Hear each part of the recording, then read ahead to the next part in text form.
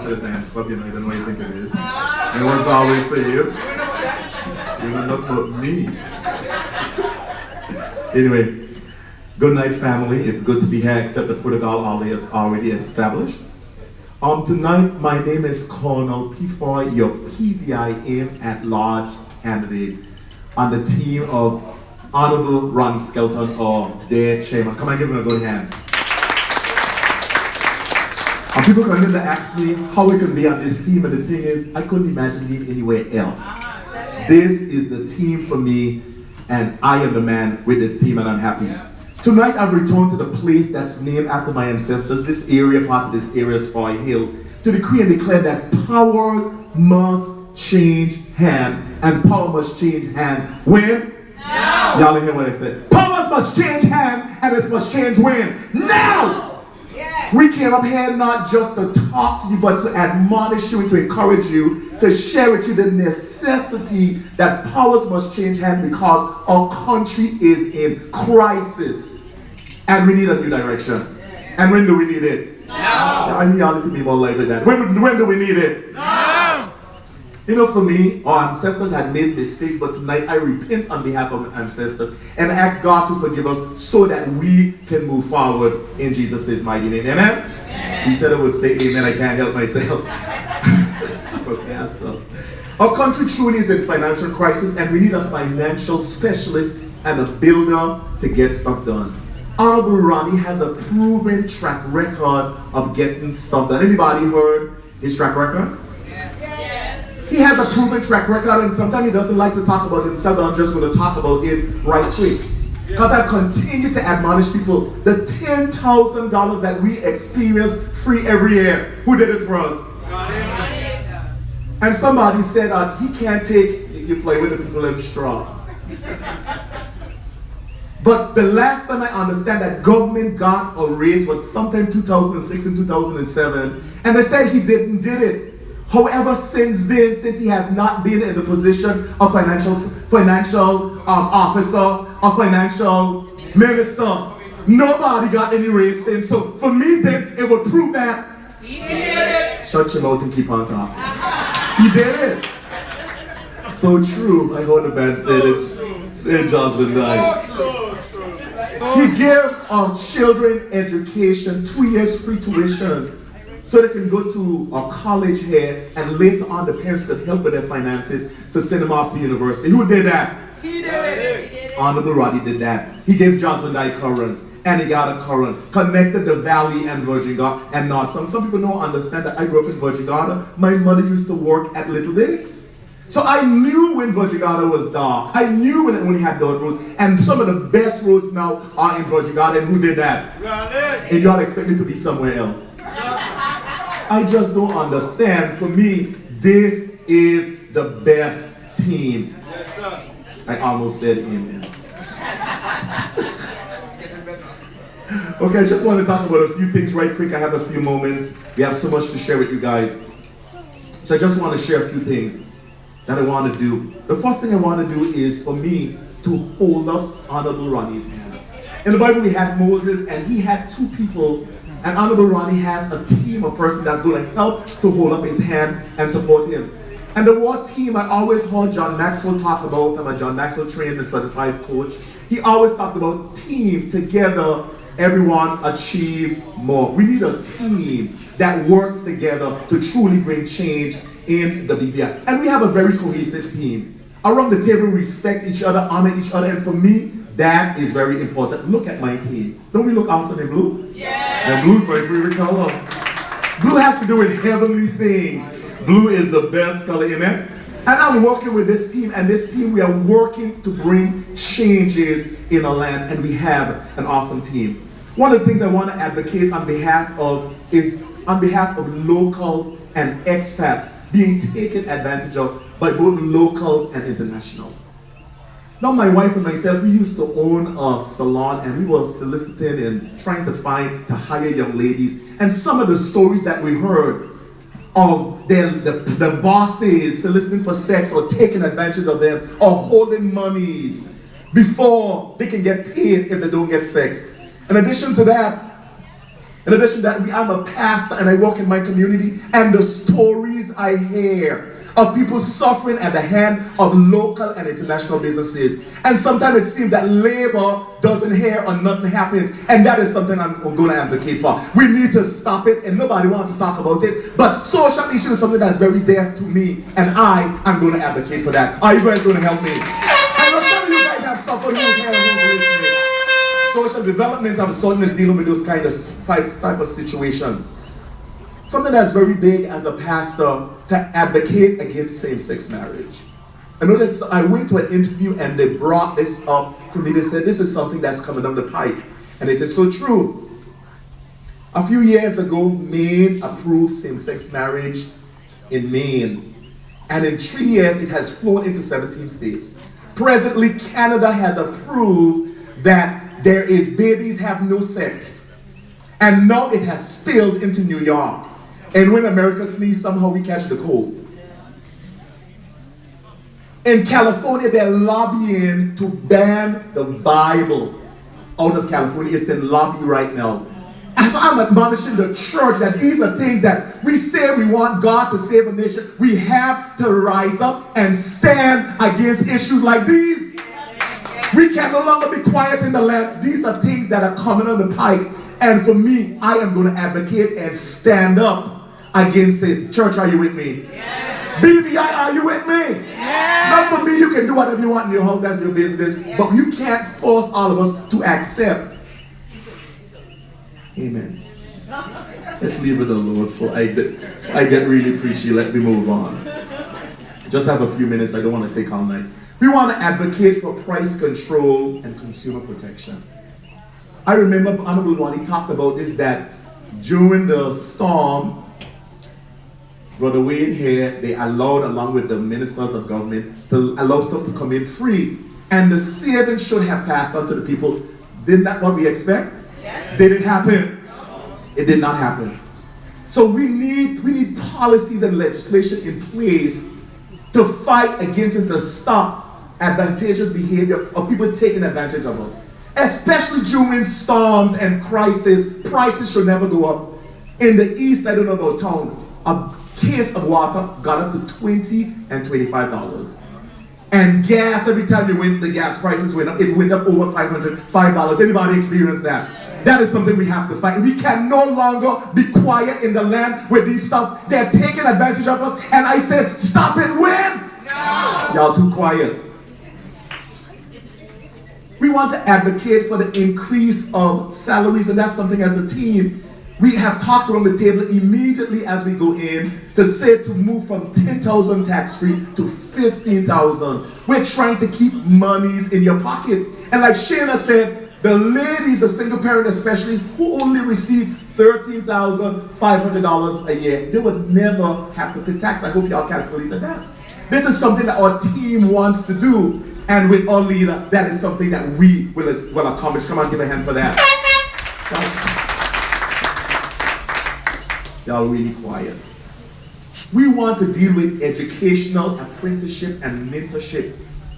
Any country that wants to grow and have longevity needs to educate its people. But we're not just going to go in and say we shift this up. We want to meet with the educators.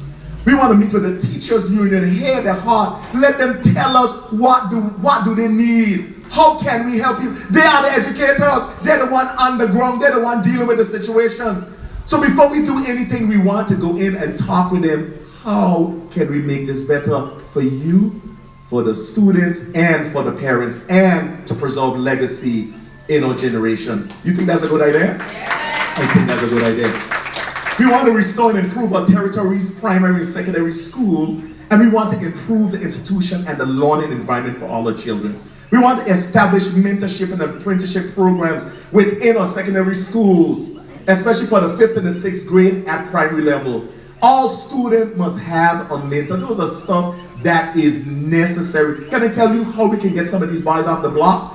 Sometimes they just need somebody to mentor them. Can I tell you what a mentor is? A mentor is someone who stoops down and allows you to get on their shoulder and they lift you up higher. I'll give you an example. In the Bible, we always talk about the Apostle Paul But Apostle Paul could never be Apostle Paul without Barnabas, the son of consolation. When the church rejected him, he took him, he pulled him, he mentored him, he lifted him up. Now today everybody knows Paul, but Paul could never be Paul without the great mentor that Barnabas was. We know that was good when Paul was in prison in Philippi and also in Ephesians, in Ephesus area. He talked about encouraging the church. He was in jail because Barnabas was an encourager. All kids need to be mentored. At large, a lot of the homes, including my home, don't have men. And that's what's imperative for me, it's so important. When I was growing up, I wanted a father. I wanted somebody who would, if stuff was happening, I could go to talk to. I felt like Chicken Little. The sky was falling on my head. That's how I felt.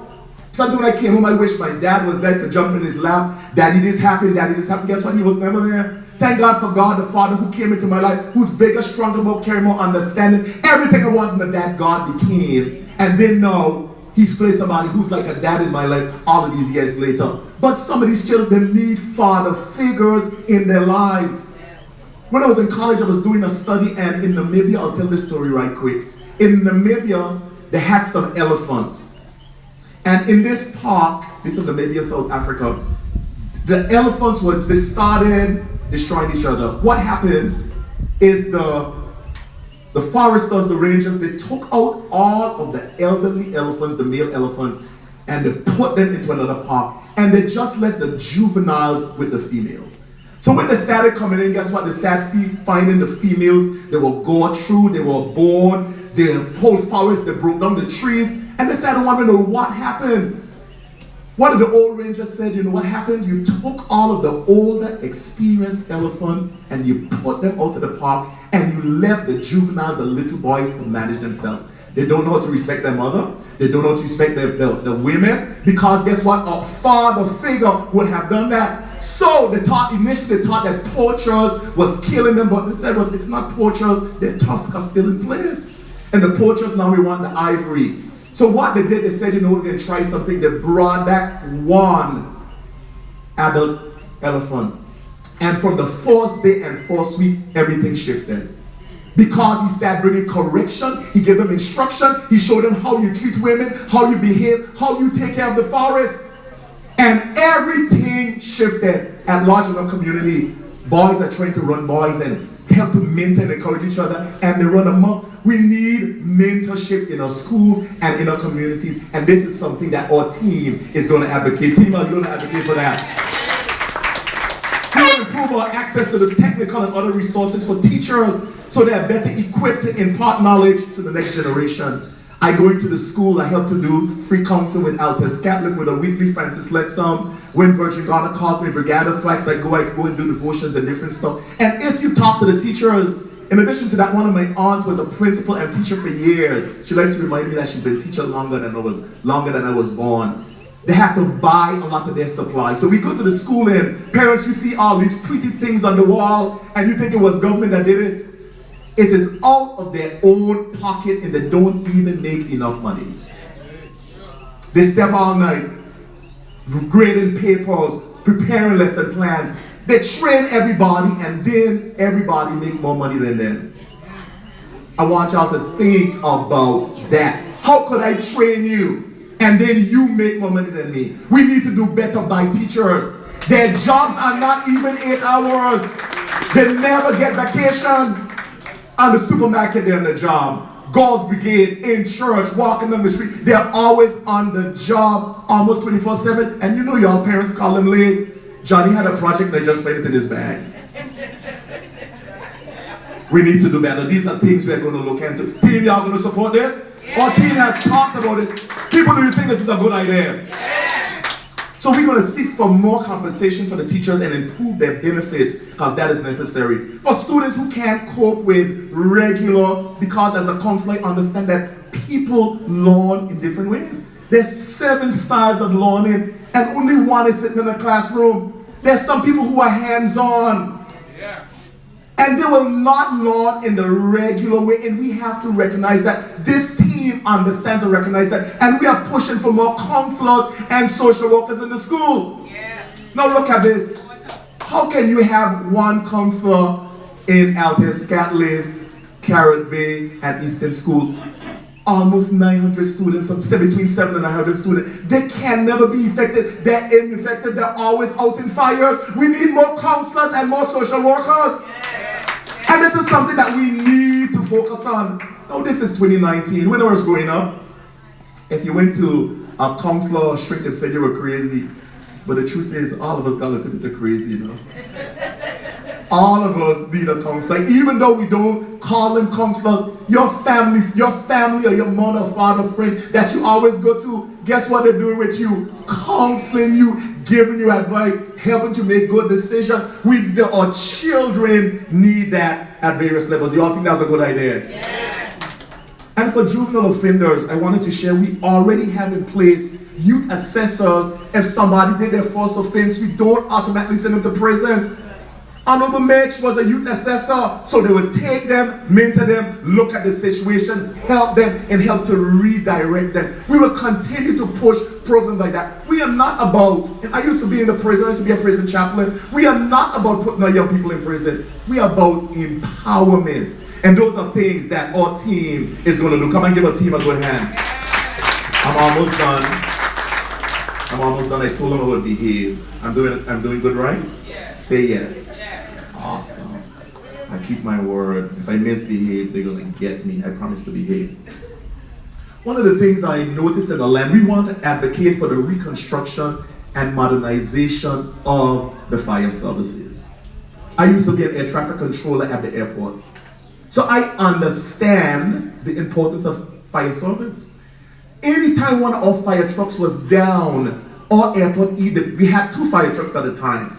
If the small one was down, we went down a grade or 2. But if the big one was down, we had to close. Because then we didn't have the level of protection. You never know when a plane would crash. You never know when an accident would happen. You always have to be prepared. And some people say, oh, they're sitting there, they're making money, they're doing nothing. Thank God that they're there that when something does happen. So imagine a fire happen, we have to find somebody, go home, find clothes, get fire again, all this stuff. They are already in place. They are essential workers. Just like police, sometimes we say them are nuisance, Babylon and all of this stuff. But after Irma, everybody had wanted the police. And again, those are essential workers. We want to advocate, and we'll talk more about this, for senior healthcare geriatrics. People are living longer. I hope y'all know that, right? People are living long, and we have to put stuff in place for our seniors. Do we care about our seniors? Some of y'all are sitting here. We have to put stuff in place. Counselors, medical technicians, we have to put stuff in place. We have to make sure, and we have started doing that in town, that wheelchair access to all of the buildings, all the governmental buildings on the street. We have to care about our seniors and those that are disabled, and this team is the team to get these things done. One of the things I advocate, and of course our team, is impossible. Before we can do some of these things, we have to go in and assess the finances that is in there. Is we have a lot of single parents, and of course their salaries is low. And we're thinking about a feeding program for breakfast and lunch to make sure, of course you have nutritionists there to make sure that they have good and balanced meal. You know when you're hungry, you can't study. You work at yet when the kids come to you hungry, they can't focus. So some of the problems we have there, the kids are hungry, they can't focus, and that is why sometimes the camp lawn or the teachers have problems. This is something that our team will look at. And last but not least, we want to advocate that our country, like Shana talked about, that we go from being just consumers to producing and manufacturing. For me, why can't we export? Why can't we export to China? Why can't we export to America? Why can't your name be on somebody's shirt or somebody's shoes or somebody's bag? Why? We have to change our mindset. We have a lot of local products. All of the trees here, we can take them and use them and multiple things in our land and use those products and export them internationally. In closing, I'm getting ready to quit. I told you I'll be short. People of the Virgin Islands, I thank you in advance for voting for me, Curnal P. Fahie, your PVIM at-large candidate, and our entire PVIM team. Our chairman, Honorable Ronnie Skelton, proven track record. We need a specialist in the building. Shayna Smith, you good. That's my good sister. You heard that she's a project manager and we need her in this rebuilding process. My dear brother Lesmo Smith, again, we needed more, so we brought more on board. Honorable Mitch, District 2, who have been working and mentoring, including in the court, and has insurance experience. Major people love you, okay? Vote for Carl in the 4th District. Bringing the capital back to center focus. And his rally is this Saturday, and we expect to see you all come out and support my dear brother. Again, sports tourism, cruise tourism, these are stuff that he's already in the tourist business. Those are stuff that he's looking at. And of course, District 9, my dear brother Jose next door, he is the man at the right time. He has a plan. I like to hang out. We've been going to VG. I find it to be an awesome, and we have an awesome time. Him and Shane and myself, we just have an awesome time. And the man himself, we've been canvassing together and get to know each other. Vote for him. Again, when you go to vote for the entire team. Last but not least, Shay put it down. People say, Apostle, I'll vote for you, but not your team. And this is what I share, Kareem. I said, if you vote for me and not my team, I would be like a big old pit bull with a big chain tied. And you could have the baddest dog at your house, but if it's on a chain that you say don't want to bust away, kill nobody, if it's on a chain, a thief can come into your yard and do anything. And so I would then be a bulldog with a chain in the House of Assembly on opposition. Roof, roof, roof, roof, roof. And you can back all you want. They done gone with the stuff. Deuces, good night.